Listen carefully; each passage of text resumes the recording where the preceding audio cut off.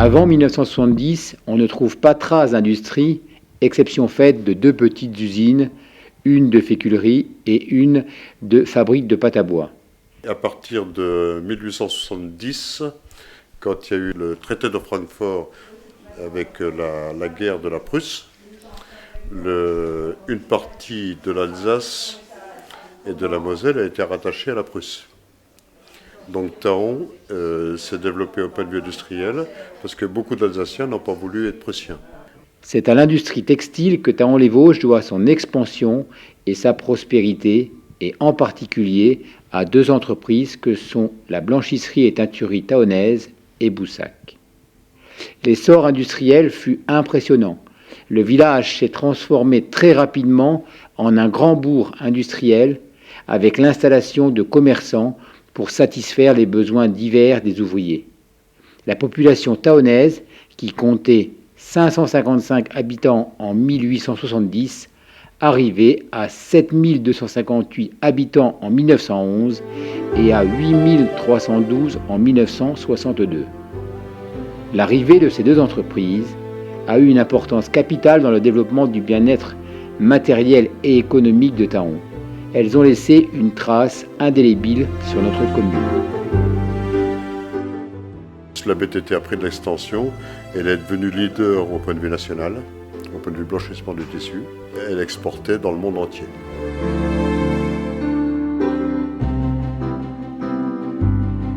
Ici, nous sommes au pied de la statue d'Armand Lederlin, qui est le fondateur à la fois donc de l'usine BTT en 1872-73 et de la ville-usine de Thaon-les-Vosges, puisque cette ville est née quasiment complètement de l'usine. C'est pour ça qu'on peut parler de ville-usine. Alors, il est aussi le promoteur du paternalisme qui était très fort dans cette ville-usine. En particulier, il a fait construire autour de l'usine pour les ouvriers des logements, des cités ouvrières, parce qu'il était obligé, il n'y avait pas assez de logements autour de son usine. Il a fait construire aussi des services économiques et sociaux, des bâtiments économiques et sociaux. Alors tout au début, fin 19e, début 20e siècle, jusque dans les années 20, on peut citer réfectoires, coopératives, bibliothèques, établissements de bains, parce qu'il n'y avait pas de salle de bain dans les cités.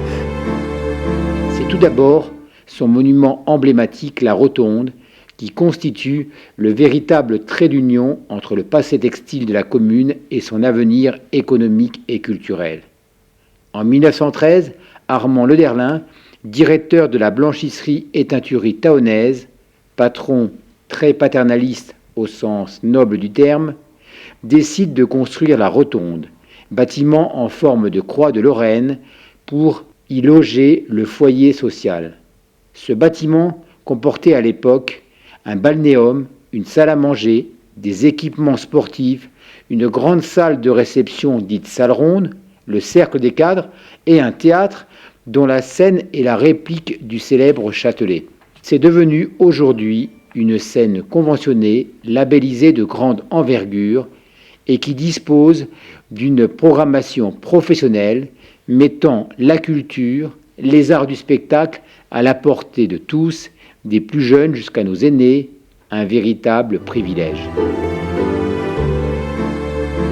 À la fin de la BTT, quand la BTT s'est désengagée de toutes ses activités sociales, il a été assez rapidement repris par la municipalité qui finalement lui confère un rôle assez voisin de celui qu'il avait au temps de la BTT. Et c'est donc un élément de ce qu'on appelle le patrimoine industriel. Et c'est l'élément phare du patrimoine industriel thaonais. Ce patrimoine industriel, c'est une notion qui est assez récente en fait. Le mot patrimoine, c'est un mot ancien et c'est une notion qui est ancienne mais appliquée aux religieux, aux civils, aux militaires. Par contre, l'industrie, elle est rentrée assez tardivement dans la catégorie du patrimoine. Pendant longtemps, on n'a pas vu les anciennes usines ou les anciens éléments liés à l'industrie comme un patrimoine digne de ce nom. Et puis, avec le temps, ces anciennes usines, ces anciens bâtiments sociaux comme la Rotonde, ces anciennes cités ouvrières sont érigés au rang de patrimoine, sont conservés, certaines usines sont réhabilitées et maintenant le patrimoine industriel c'est une notion qui est reconnue puisqu'il y a même des éléments du patrimoine industriel qui sont classés au patrimoine mondial de l'UNESCO. Nous sommes ici dans le quartier de la Corvée, qui est un des nombreux quartiers de cité ouvrière de Thaon, mais qui est à la fois le principal et le premier. Donc les patrons effectivement étaient été en fait obligés de construire des logements pour leurs ouvriers, puisque quand les ouvriers arrivaient, il n'y avait ici qu'un petit village avec très peu de logements disponibles pour les ouvriers, donc le patron était obligé de construire ces cités ouvrières, et puis ça lui permettrait aussi de mieux contrôler sa main d'œuvre et d'éviter qu'elle aille chez le concurrent, hein, et puis aussi d'éviter d'augmenter les salaires, puisqu'il louait ces cités ouvrières à des loyers assez faibles. Alors les cités ouvrières, elles ont toujours à peu près le même plan, un plan plutôt rectiligne, plutôt géométrique, orthogonal, hein. C'est le cas de ces cités de la Corvée qui datent des années 1870-1880. Il y a eu plusieurs vagues de construction et elles sont petites et entourées d'un jardin. Et le jardin était très important parce qu'il fournissait à l'ouvrier un complément alimentaire, il le responsabilisait aussi.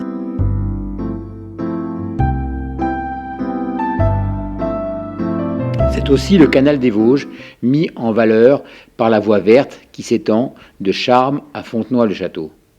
C'est enfin le site de l'ancienne usine Boussac sur laquelle se réalisera le projet Port et Plage.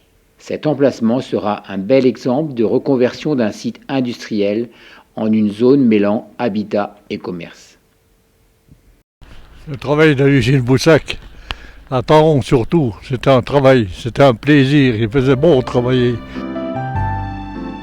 Le site derrière moi, ce site nu en fait, hein, qui n'est pas une friche parce qu'on voit qu'il a déjà subi quelques aménagements, qu'il est relativement entretenu, est en fait tout ce qui reste de l'ancienne usine Cuny, puis Boussac, donc qui a été créée ici en 1898 et racheté par Cuny et racheté par Boussac dans les années 20. En fait, c'était aussi une usine textile comme Germain-Willig et comme la BTT finalement, mais filature et tissage, et elle s'était entourée, on est au nord de la commune de Taon, d'un ensemble assez important de cités ouvrières de plusieurs générations et avait constitué, avec aussi des bâtiments économiques et sociaux, mais moins nombreux que ceux de la BTT, un petit système industriel comme ça, une sorte de ville-usine dans la ville-usine, hein, de la BTT. Il y avait d'ailleurs une certaine rivalité entre les ouvriers Boussac et Taon, même si les deux entreprises pouvaient collaborer, puisque l'une étant à l'aval de l'autre. Alors l'usine s'est effondrée en quelque sorte avec la chute du groupe Boussac dans les fin des années 70, début des années 80. Le bâtiment a abrité un certain temps un logisticien, un supermarché, et puis finalement, on a fini assez récemment par tout raser.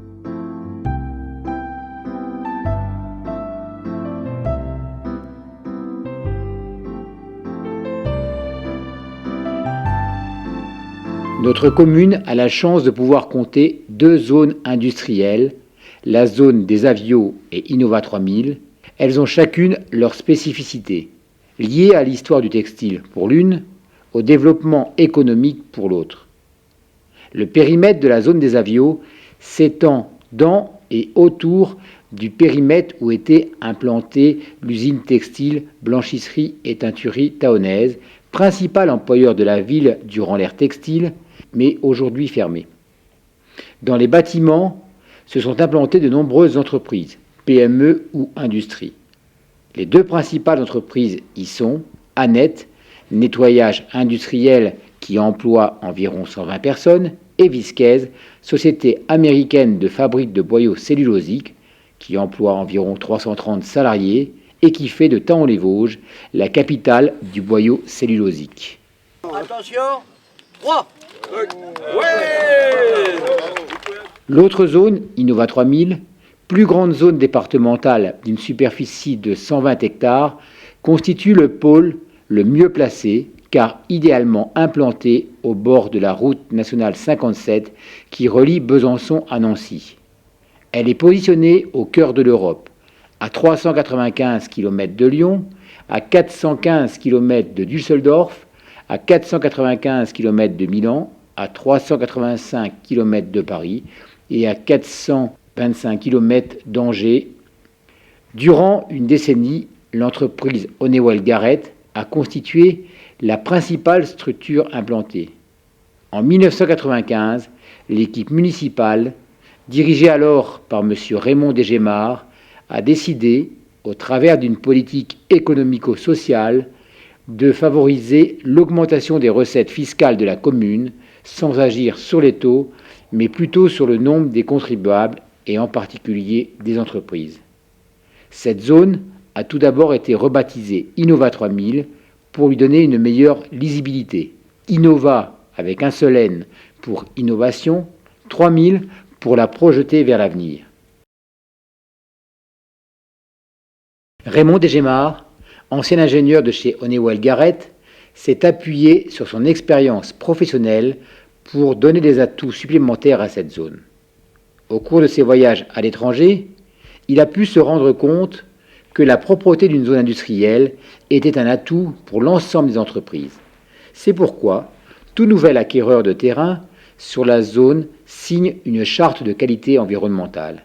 Il a favorisé l'installation de services partagés comme le gardiennage, la médecine du travail, la crèche municipale, une déchetterie intercommunale, le siège de la communauté de communes. Sous son impulsion, cette zone s'est développée. À ce jour, c'est une soixantaine d'entreprises qui se sont implantées sur ce site à la situation géographique vraiment privilégiée. Une des dernières en date est la SCAB. L'arrivée de la SCAB sur Innova 3000 constitue une implantation emblématique car il s'agit d'une entreprise innovante dans les Vosges, d'une véritable vitrine pour notre zone industrielle. Elle permet, en effet, au travers d'une structure de regrouper de nombreux artisans du secteur du bois ayant un esprit coopératif, c'est-à-dire un esprit d'appartenance à un groupe avec des notions d'entraide, de travail en équipe, de solidarité entre les entreprises et de volonté de progresser. En mettant des outils communs comme le stockage, la logistique, la manutention, des informations, des formations techniques et une équipe constituée de professionnels pointus, elle répond totalement aux attentes et aux besoins des artisans des 62 sociétaires qu'elle compte à ce jour. Le SCAB Vosges, ce n'est pas que le 88, c'est vraiment une notion géographique. Aujourd'hui, elle représente à peu près une centaine d'entreprises artisanales sur le 88, 54, limite 57. Et notre but aujourd'hui est de pouvoir apporter une réponse aux achats des artisans. Alors artisans du bois, agenceurs, menuisiers, charpentiers couvreurs, constructeurs ossature et plâtreries. L'intérêt, c'était de trouver un site pouvant accueillir notre investissement, un investissement qui est assez important puisque tout produit qu'on travaille représente un volume conséquent. Donc c'est vrai que le choix il a été de se rapprocher au mieux de la RN 57 qui passe le long de la commune de Thaon. Et par chance, il y avait encore du terrain disponible sur la zone Innova 3000, donc qui correspondait à nos attentes pour pouvoir implanter notre premier investissement de 6000 m² couvert. Déjà avant tout, le réseau routier, la RN 57 qui nous permet d'être tout de suite sur un réseau intéressant, et surtout l'étoile, la place de l'étoile, j'appelle ça moi sur le 88, c'est vraiment l'axe, le secteur d'Épinal qui dispatche au niveau réseau routier, que ce soit les Hauts-de-Vosges, Saint-Dié ou Neufchâteau.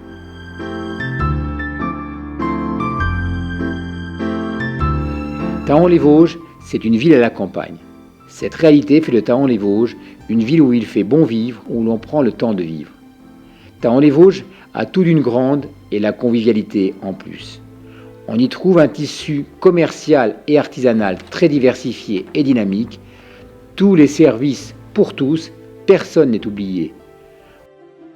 On y trouve aussi toutes les structures et infrastructures pour que les familles s'épanouissent, que les enfants y grandissent, y fassent leur scolarité, pratiquent des sports, des activités culturelles. Thaon-les-Vosges, c'est enfin une armée de bénévoles, véritable richesse pour notre commune, qui font bouger la ville au sein de multiples associations, clubs, qui contribuent à la chaleur humaine et à la convivialité qui règne dans notre commune.